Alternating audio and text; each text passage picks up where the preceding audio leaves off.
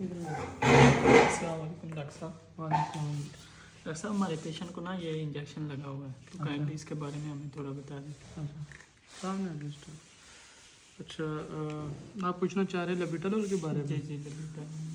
अच्छा, बेसिकली लेबिटालोल जो ड्रग्स है ना, ये हाइपरटेंशन पेशेंट और टेकीकार्डिया वाले पेशेंट में दी जाती है। मैं अब आपको उसको एक्सप्लेन करता हूँ नर्सिंग कंसिडरेशन के हवाले से। ठीक है, ये जो इंजेक्शन है ये बीटा ब्लॉकर्स है। ठीक है, इसका मेन मैकेनिज्म ऑफ एक्शन ये है कि ये हार्ट रेट को कम करता है और बीपी को कम करता है।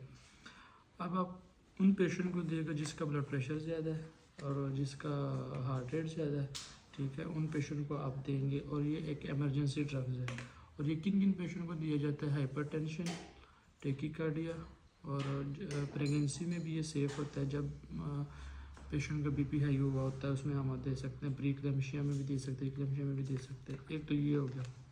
अब इसमें ये है कि आपने ये देखना है कि किन पेशेंट को नहीं दिया जाता। ये सबसे पहले आपने अस्थमा वाले अटैक वाले पेशेंट को तो बिल्कुल नहीं देना। और जिसका ऑलरेडी हार्ट बीट कम चल रही है, बिलो टू 60 या 60 बॉर्डर लाइन पे इधर चल रही है, तो उनको भी नहीं देना, क्योंकि इसने हार्ट बीट को कम करना है। लो ब्लड प्रेशर वाले को भी आपने नहीं देना। सीवियर हार्ट अटैक वाले पेशेंट को भी नहीं देते इस तरह के ड्रग्स।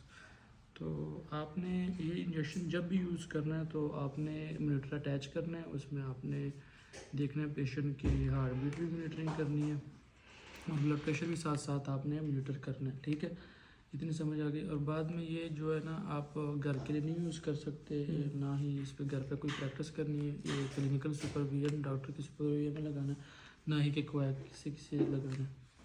तो इसके बारे में अगर कोई क्वेश्चन हो आप पूछ लीजिएगा, मैं बता दूंगा इसके अलावा भी। ठीक है, okay, thank you so much doctor साहब।